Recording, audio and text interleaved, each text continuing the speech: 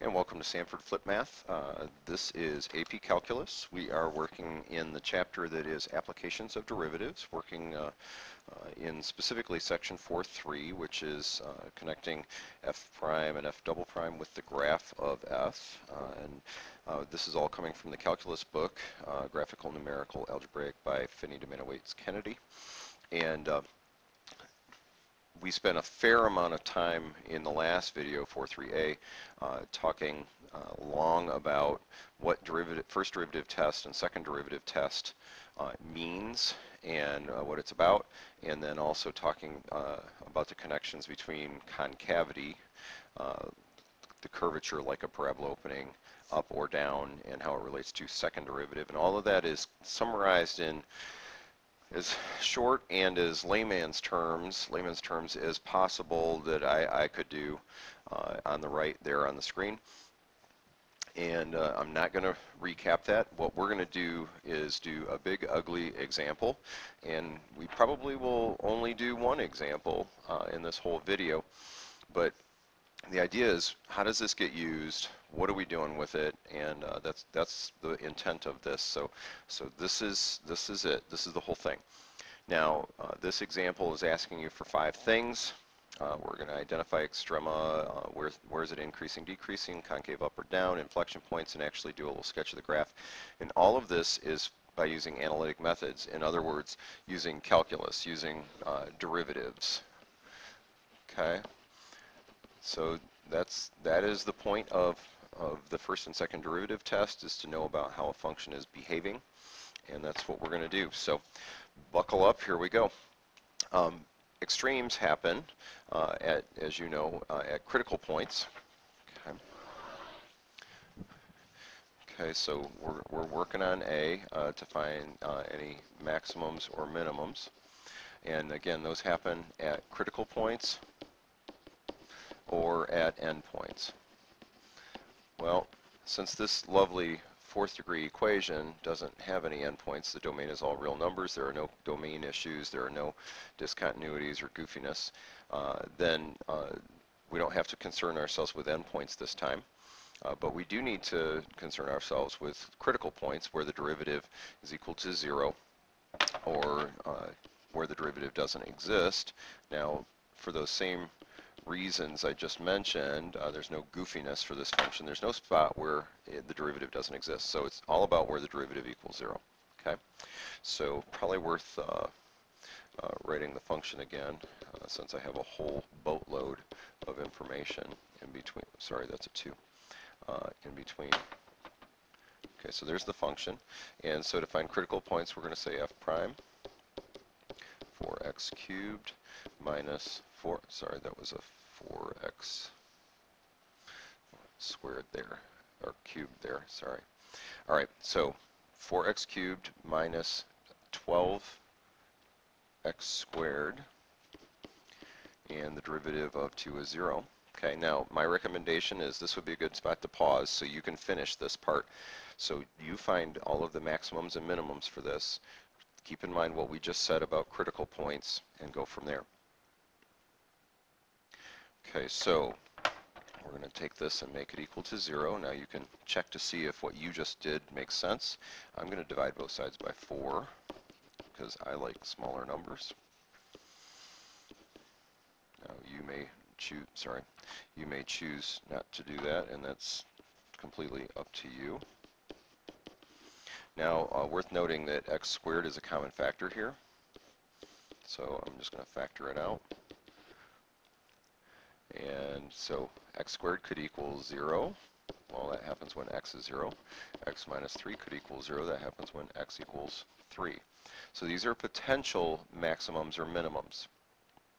Now, what we're going to do is build a little sign chart about derivative so we can examine where things are positive or negative. So here is x, and we'll have f prime, or you can say y prime. I know that I need to look at x is 0, and where x is 3, and remember, that was funny.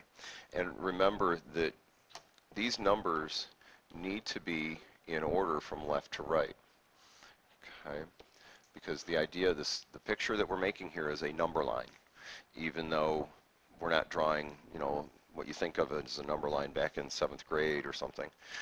Okay, these derivatives are 0 at those points, and we're going to try values to the left of 0,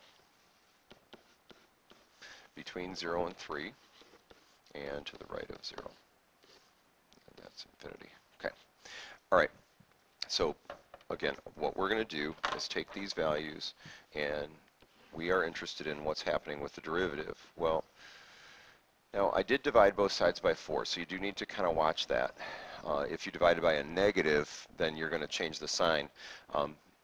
It's actually probably a little safer to work with 4x squared and x minus 3, and so again, this is y prime or f prime. A little safer. The only concern is I'm about to decide whether things are positive or negative. I can work with this form right here. The only concern is if I divide it out a negative, it flips the sign of things, and that's a bit of a concern. Okay, so I guess I'm going to go ahead and work with this, even though, you know, the other one would work, just to be on the safe side. Okay, so I'm going to pick a value to the left of 0, so maybe like x equals -2. Well, -2 squared is going to be positive, times 4 is still positive, and then -2 minus 3 is a negative, and a positive times a negative is, you guessed it, negative. Okay, I'm going to pick a value in between 0 and 3. I like 1. And I'm just going to drop that in to the same spot. 4 times 1 is 4, that's positive. 1 minus 3 is negative. Okay, and then a value to the right of 3. This one's for you, Jordan. X equals 567. Okay, well, square 567, positive, times 4, still positive. And 567 minus 3, positive. Those are positive. Okay. All right. So here's the idea. I'm going to go ahead and make some notations about what's going on here right now. Derivative's negative here, so I picture that this way, and that's decreasing. This is decreasing also.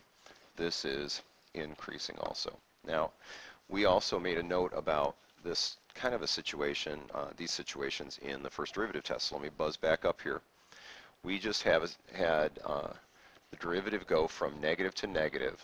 There is no maximum or minimum there. One more, there we go. Okay, so this is not a max or a min. Now, I don't need you to make that notation. I'm making it because I need you to see what I'm talking about. But this x value is not a maximum or a minimum. Okay. Now here I'm going from negative derivative to positive derivative at a critical point. All right. So that's this situation, and that's a minimum. And as you look at the graph, that should be kind of obvious, you know, or not. I guess it's not really a graph. As you look at our little kind of sketch of what's going on. So this point in between here really should be a minimum. Okay, so as we're looking at this, I'm going to just kind of highlight that point.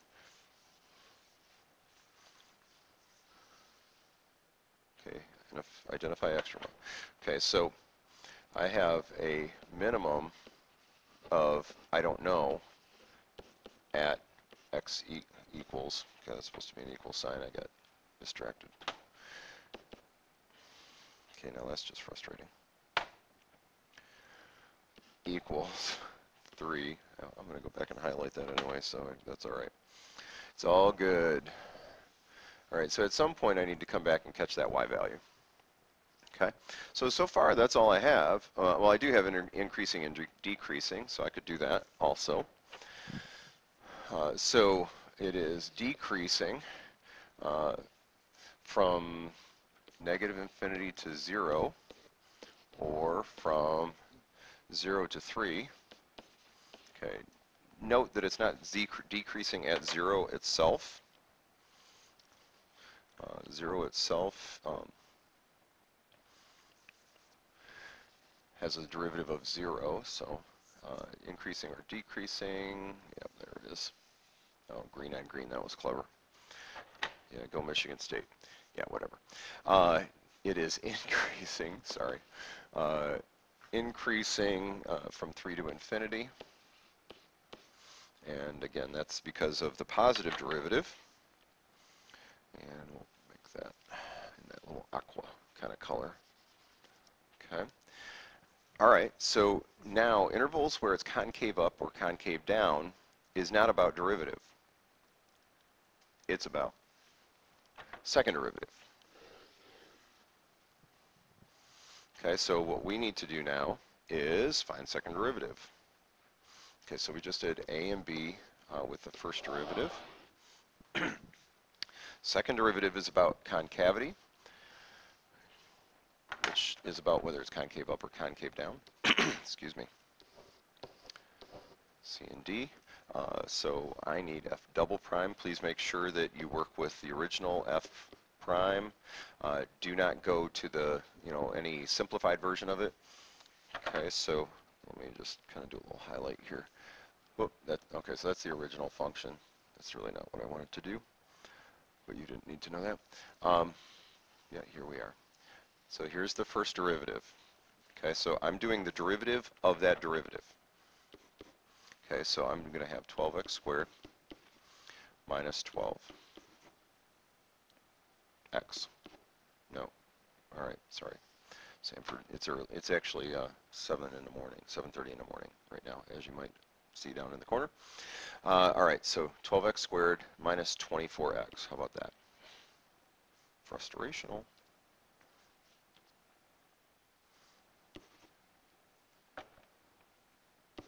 There we go. Okay, and to find inflection points or potential of inflection points, those happen. Okay, did I note that on here? I did not. Okay, so let's. Inflection point, I'll put it on the other side of the table, happens when the second derivative goes either positive to negative or negative to positive. Okay, so that is an inflection point. Okay, note to self, put that in that table. Okay, so we need to find out, well, that would all happen where the derivative is 0, second derivative is 0. Okay, so I guess I'll factor out 12x, and so I don't have to worry about that positive negative issue when I come back to this, and that's going to be x minus 2 equals 0, so x equals 0 or x equals 2, those are potential inflection points. And so to track the signage, the signs positive or negative, guess what we're going to do with second derivative? You guessed it, we're going to make another sign chart. Okay, so we're going to have x values, and now instead of f prime or y prime, we're going to have f double prime. So this is all about concavity now. Now again, I have two x values that I need to put on here. Again, remember they need to be in order. So negative infinity to 0, 0 to 2, and 2 to infinity. Now, please do not try and make one giant sign chart with all of this. It is not a good plan. It gets confusing. I've tried it. It's not worth it. Just do it separate. Okay? All right, pick a value to the left of 0, negative 395. All right, so that's going to be negative, and that's going to be negative. So overall, this is positive.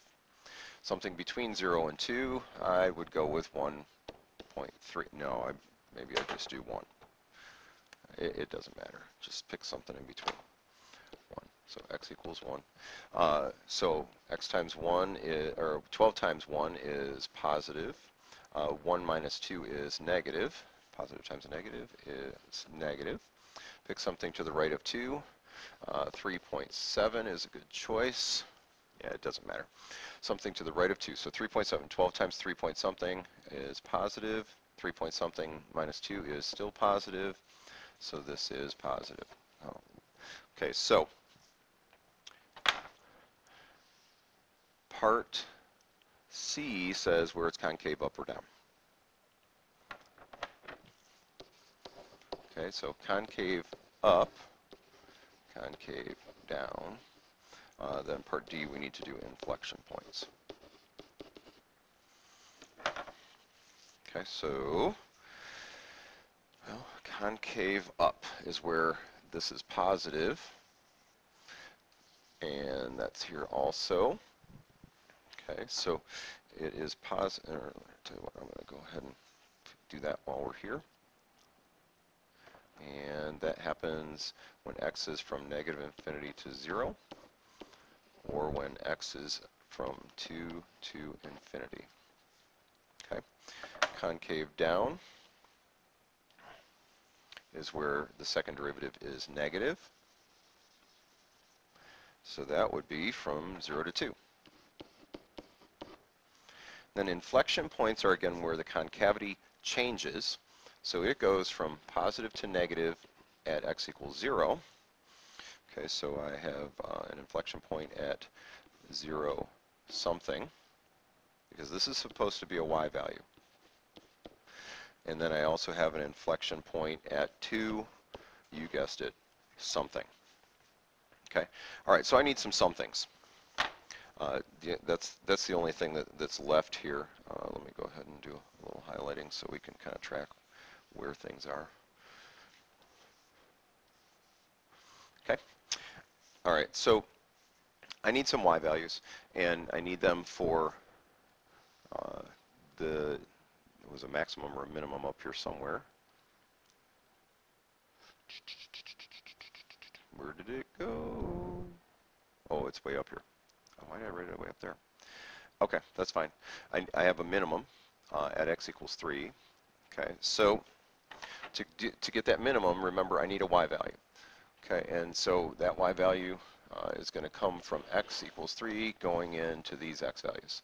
So 3 to the 4th minus 4 times 3 to the 3rd minus 2. So this is 81 minus 27 times 4 would be 108 minus 2. So negative 27 minus 2, so negative 29.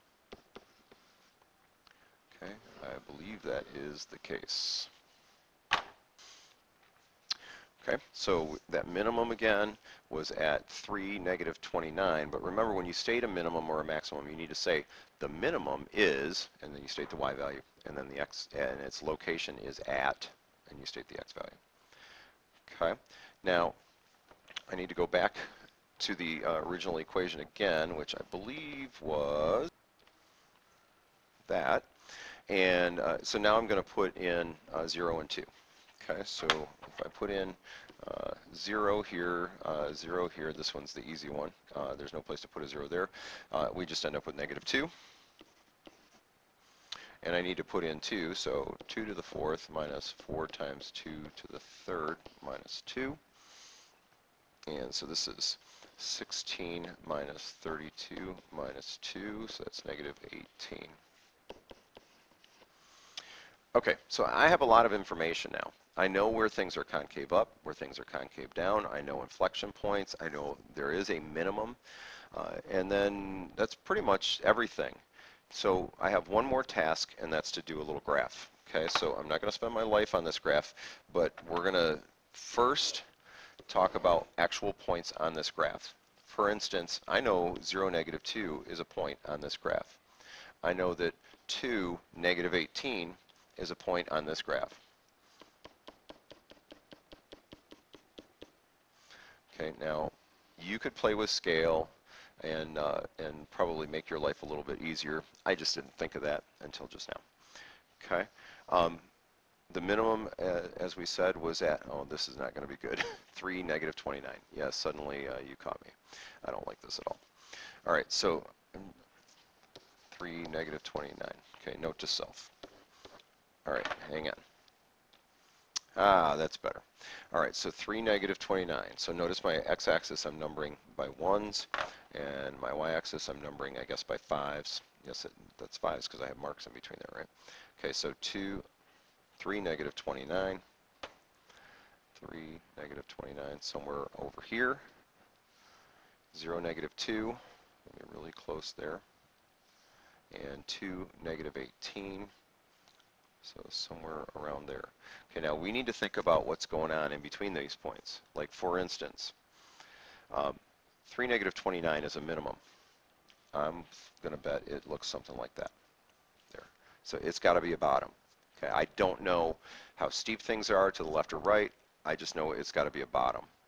Okay, remember also it was decreasing on both sides of x equals 0.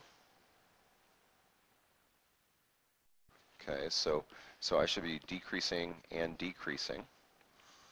Okay, and then at 2, -18, that was an inflection point. Well, at 2, in between 0 and 2, it was concave down. Okay, so from x equals 0 to x equals 2, I should see something that looks curving, kind of like a piece of a parabola opening down.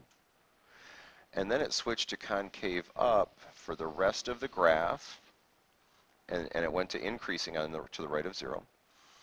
Now, it was concave down on the right side of 0, but on the left side it was concave up.